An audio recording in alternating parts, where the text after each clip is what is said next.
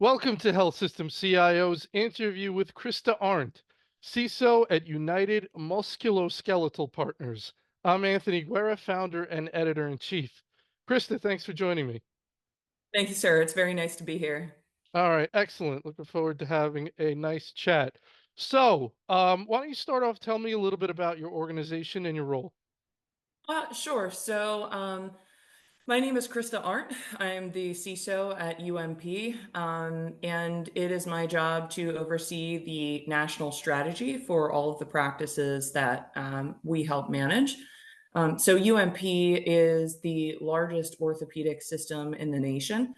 We have presence in three different states or three different markets, which is Georgia, Colorado, and Texas. And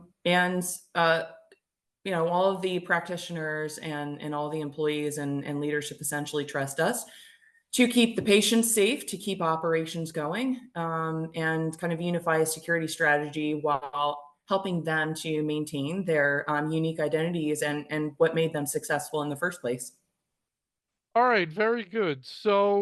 Your career, you've spent a lot of time, most of the time outside of healthcare, or how would you describe sort of your career journey? And sort of the context I'm looking for, or that I'm going for in this, is that a lot of people I talk to, we talk about how critical it is to understand operations in order to be a good security professional. And so I'm sure that, I think you've been there almost 2 years, and I don't know how much you knew about the in-depth working of the operations that you're now overseeing and the users you're dealing with. But from everything I've heard, that's a big part of being effective, is to really start to understand what's going on. So if you've come from outside of healthcare, just tell me about that process of really getting a handle around what's happening. Of course, and that's a really important topic. And I can say that you hear it a lot in security that you need to speak the business's language and understand the business. But a lot of folks won't go and actually discuss in depth what that means. And you hit the nail on the head. It means understanding how you are going to align with what the business model is. Align with their objectives, what their goals are, and align with financial strategy. So I absolutely, this is my first experience in healthcare, and I'm very grateful to my CIO for giving me this opportunity to transition from other sectors because while core business operations, in a sense, are very similar across different sectors, healthcare is very complex and very unique, and it traverses a lot of headwinds and obstacles when it comes to uh, patient outcomes, patient service, community service, while kind of trying to figure out how to do so on constrained budgets, et cetera, just because of all of the things that we can't control in healthcare. So yeah, it was very eye-opening. And I will say, a little bit about my background. I worked about 10 years supporting the Department of Defense in various contractor roles for agencies. I transitioned into institutional banking afterwards, and after almost 6 years in institutional banking, I went into cryptocurrency, which was very similar, but also very, it'd been around a while, but bleeding edge. So again, had to learn even that business model was significantly different from financial services or institutional banking. And after crypto, I got the opportunity to get into healthcare. I've always been mission driven, which is why I think this was a very good fit.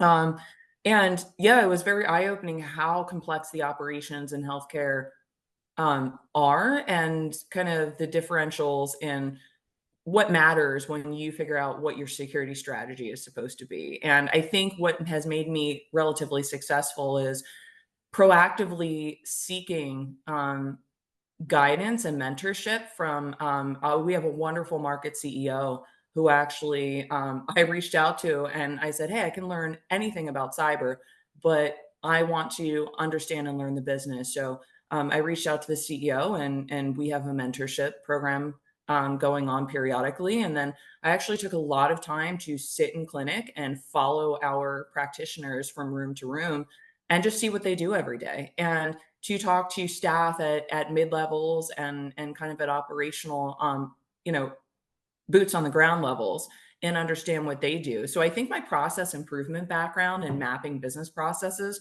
really helped me understand that, um, yeah, it's like that show where I guess, the CEO would go undercover in one Mm. of his organizations and they wouldn't know, and, he would get the front lines experience, and I think it's awesome because it helped me understand, the headwinds that our practitioners are up against. I mean, the sheer expectation of the throughput and the quality of care necessary with some of the obstacles that they're confronting with lack of digitalization, for example, rising costs across the board, reduced reimbursement rates, and having to do more with less, essentially, just like we do. Yeah, excellent. I was just thinking when you were talking about learning sort of the new space that you can't have an ego when you're doing that. If and you can't do that unless you ask questions that some people are going to think are obvious questions and oh, you should know that. You can't have any of that in you. You have to say, "Hey, I'm here to learn and I'm going to ask you some things you may find basic." Right? If you have any of that kind of if you're trying to be guarded and sort of not show, you can't learn. Do you know what I mean? Like you have to go in and be like, "Here it is. I'm going to soak this all up," but and I do the same thing when I'm learning a new space or a new area. You just have to go. You do your research and you do the best you can to sound intelligent, but you can't be afraid. Is my point. Does that make sense? Yeah, and I like that you said that, and I'll tell you, I've had a really great network of security leaders, who've embraced me and given me guidance, through HISAC and some other organizations. But that's one thing I've learned that is very uncommon for a lot of folks who are successful with what we do is they're so humble. They do it for the greater good, and they do it because they're mission driven and they love helping community. And it's almost like, not all healthcare organizations are nonprofit or not for profit, right? So, but being in healthcare helps you to help the community Hmm. every day in, an area where a lot of people are kind of are scared. I mean, it's a very, not to sow fear, uncertainty, and doubt, but it's, there's a lot that we're up against. And, um, it's nice that we've come together as a community to do so. But yeah, I mean, the humility across all the folks that I've come across is absolutely mind blowing. And it's really easy to respect them. And the reasons that they do it. They're wonderful people. For sure, definitely.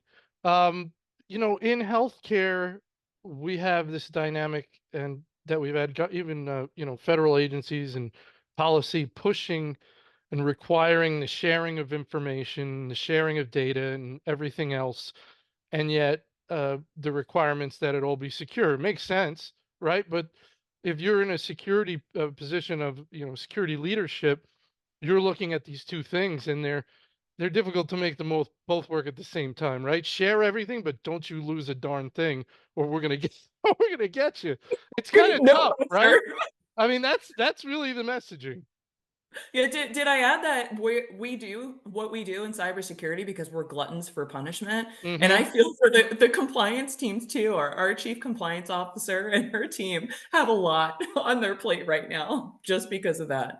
But yeah, I mean, and the crappy thing about that is it's a shared sentiment that you are never going to be successful all the time, and that it's not if, it's when. And even at the Gartner Summit this year that I just got back from, the common theme is be okay to fail. But when you have organizations pushing you to be, perfect all the time, it's really hard to embrace that sentiment, especially, you know, if you're worried about how it's going to affect your family and your livelihood and, whatever your motives are. Um, but that's why it's really important to have a strong personality, and actually a really strong culture. So to make sure that the culture in your organization will back you up, right? Like you always hear, always have your team's back.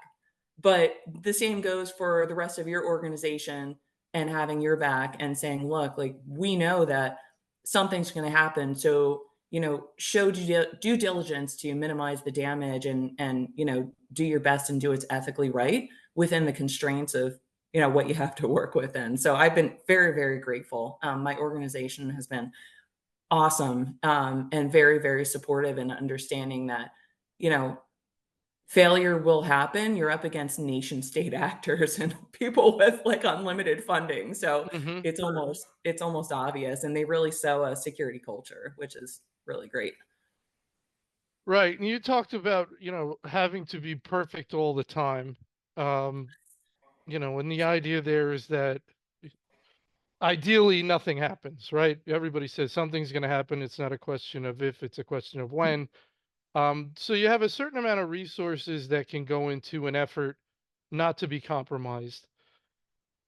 But then you also have a huge amount of effort that can or should go into business continuity planning in the event that you do get compromised. So if we say we're going to get compromised, then we have to save some of our resources for business continuity planning, which, by the way, seems to be a mess anywhere it's ever enacted, right? Anybody who has to kick in, anybody who goes down with ransomware, we see this all the time. We've seen it right now. It never looks good. It never looks like, wow, that was smooth. No, it's a mess. It's a mess because, and I've heard people say this, that the goal over the last 10 years, 15 years has been to remove every bit of paper from healthcare. That's been the goal, right? So the more we get rid of paper, the better we are. When you see paper, paper evil, right? At least that was a mentality a few years ago. Paper evil. Get rid of it. So we got rid of all of it. And now there's no institutional memory. No one's knows how to deal with it. So you get compromised, you go back to paper, nobody knows how to deal with it, no matter how much you seem to plan for it. That's a lot of babbling on my part. Let me just let you jump in wherever you want there. I really feel for the folks on the floor, and ops folks, because it takes a lot. So I remember when, the whole term digital transformation got really big when I was in institutional banking, and we were going through a significant shift. And we had to help folks who had used manual processes their whole lives. And it's like learning to tie your shoes. Like, you do it a couple times and it's thoughtless. And it's the same type of thing we try to do with security is, make sure they ingrain it and that it becomes thoughtless, and you just do kind of the core hygienic things correctly. But there's so much technology, it's sprouting up so quickly, and every platform works a little bit differently, that there's like no consistency across EMRs, PAC systems. Like, they all developed in their own silos. And you have some front runners and some that are smaller, and then you have to go from one to the other. And while, in theory, they're all supposed to accomplish the same, end goal, they all take a different, totally convoluted path to get there. It's like that meme where you're like, oh, how I thought my life would go. And it's just this little, like, kind of straight line with some humps. And how it actually went, where there's scribbles all over the chart, is Hmm. exactly how I think of that. And then you're expecting these folks to not only acclimate to these new processes, not being um, technology centric. I mean, some of them love it, right? But most of them, it's not that they don't want to do it. They have other focuses, right? Hmm. So they have to be masters at their trade, masters at technology, masters at security. And like, then you're like, oh, by the way, shift back and figure out how to chart on paper, and figure out how to keep our patient throughput going, and to keep folks who are on critical, life support systems going, and that type of stuff. Like, it's hard. And it's tough, that I found in security in healthcare, getting the time. It's not that they don't want to do tabletops and they don't want to train. They want to, because they all love to learn, which I think is one of the things that drew folks into medicine. But just getting the time, like, they're already working 10, 12-hour days. And then you're like, oh, by the way, I need one more of your hours, because we can't do it during clinic, to just do a quick tabletop. And like, the lack of consistency with the time that we have to come together as a team and train on those things, just to kind of refresh on the core processes, you don't have it. So it's risk based, right? Like, I hate reverting to that, because I feel like we lean on that so heavily these days. But what's going to give? Like, what is most important? And with the economy the way it is, still recovering from the pandemic, financially, with healthcare organizations, and some of them teetering on the edge right now and just trying to make it by, um, you have to make a tough decision. Like, you need that throughput, so you can't take the time. And Yeah, there's a lot of strain on our resources as far as boots on the ground. Yeah, I want to follow up. It's an excellent point you made. It's something I've always thought about when people talk about tabletops. To do an effective tabletop, like if you could sort of do it any way you wanted and have whoever you wanted there and have as much time as you felt you needed, maybe a third party vendor in to help run the tabletop. I don't know, maybe not. It's up to you. But that'd be a massive undertaking. And that would have everybody, like so many people in the organization involved. It would take a lot of time. It wouldn't take 1 hour. If you had your way, I guarantee you it'd be more than an hour, right? Yeah. It'd be a tremendous amount of time, a tremendous amount of effort. And you may say, after doing it, you may say, you know what, that was great. I want to do another one in a month. And people would say, you're nuts.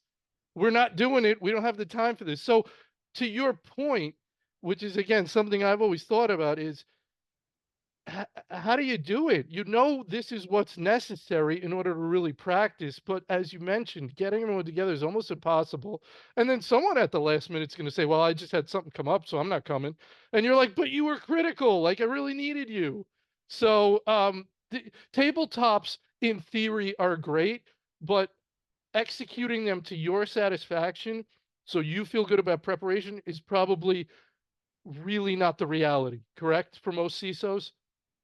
So it's like you think about what can I put in place with my continuity plan that is going to be, I mean, I don't mean this negatively, but positive, like mindless for someone to go and reference, like make it referenceable, right? Like still print something out and keep it at a location or keep it on a separate cloud service where you can reference it if your systems go down, and put mindless processes in place so they don't have to worry about it. And that's where you always hear about, security is supposed to run in the background as best possible because they do have so much other stuff to worry about, that you want to make it easy for them to help you. And really, that will also then help you as a technology team to focus on perfecting your craft of recovery of databases, or, recovery or failover of the cloud, like whatever your strategy is, and making sure critical systems are up and running.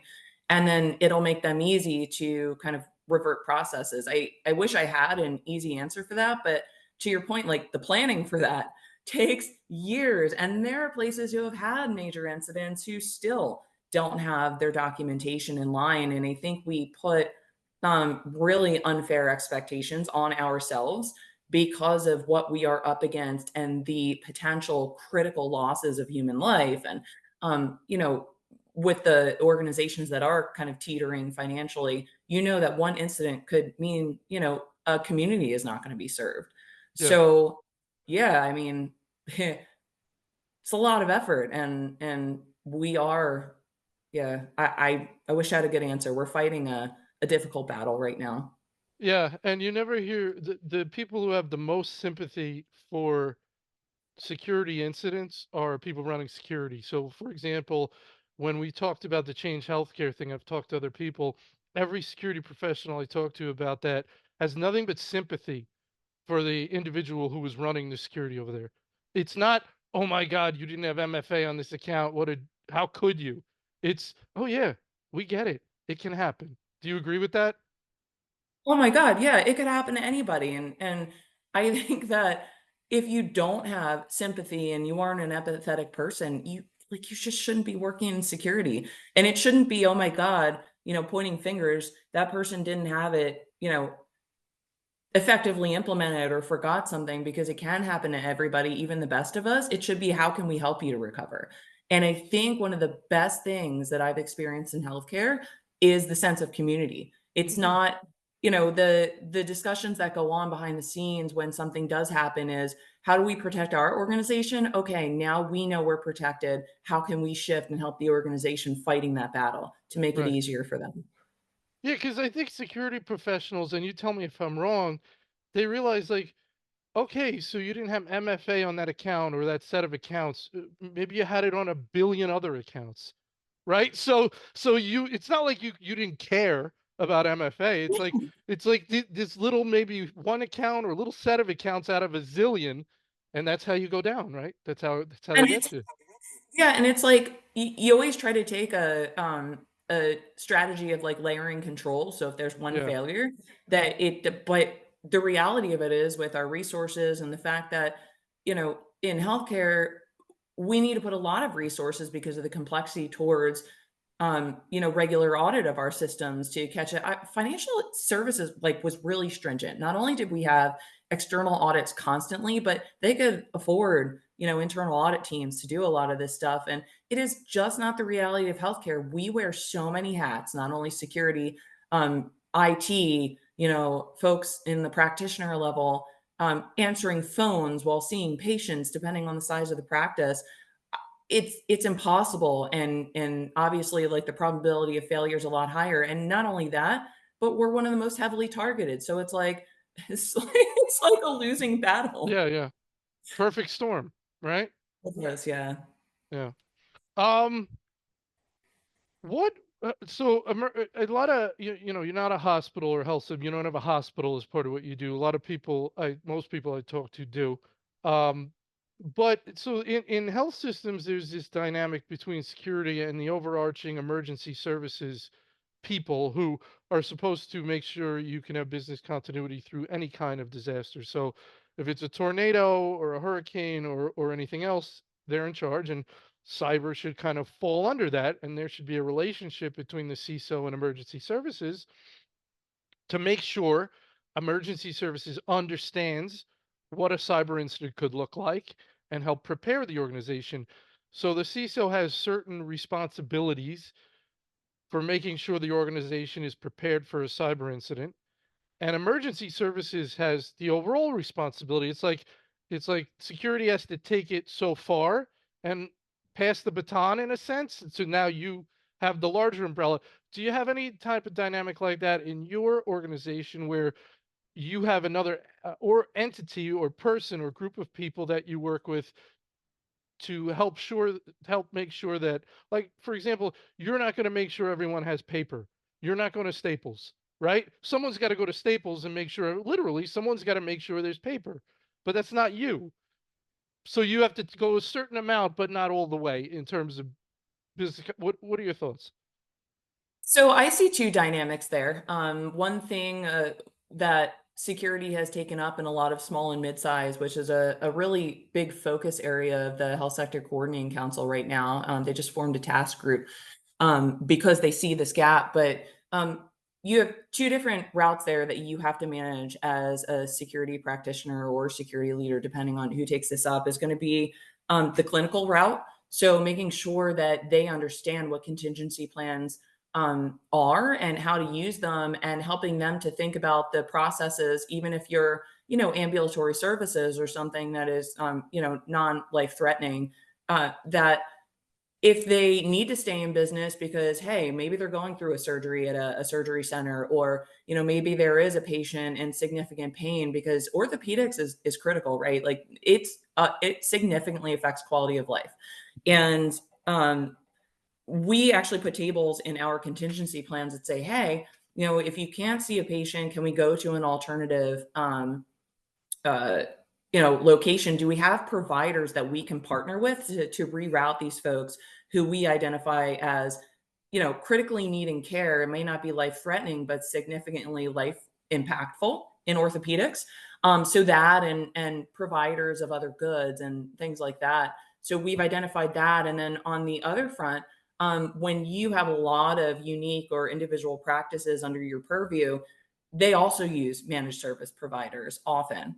And we have to make sure those relationships are maintained with the managed service providers, where we understand how they operate, they understand how we operate, they understand our expectations, and we kind of practice and discuss those plans and the potential changes a lot. And if there is an incident, what is expected of them? If there is an outage, how do they affect that outage in the scheme of things? Who is responsible for, failover, going to sites, and team support? And if a site goes down or is physically unavailable, moving equipment. So those, especially with such a large breadth of responsibility. So we have 10 practices right now that we oversee.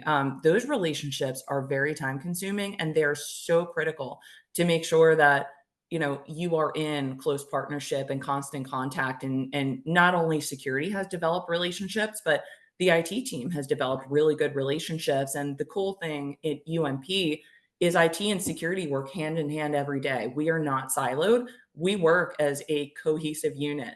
And so we always share and we always know what's going on back and forth. And we can actually help pick up when IT needs help, security can step in. When security needs help, IT steps in, and no one complains. Everybody does it because they love it. So I think the intra relationships, and then the relationships with the MSPs, and then on the clinical side, the alternative relationships with other practitioners and understanding. It's almost like third party. Like if you braille a third party, okay, how do they do A, B, and C? You're not going to go through the whole gamut of risk assessment, but the critical processes to understand how they interact with yours.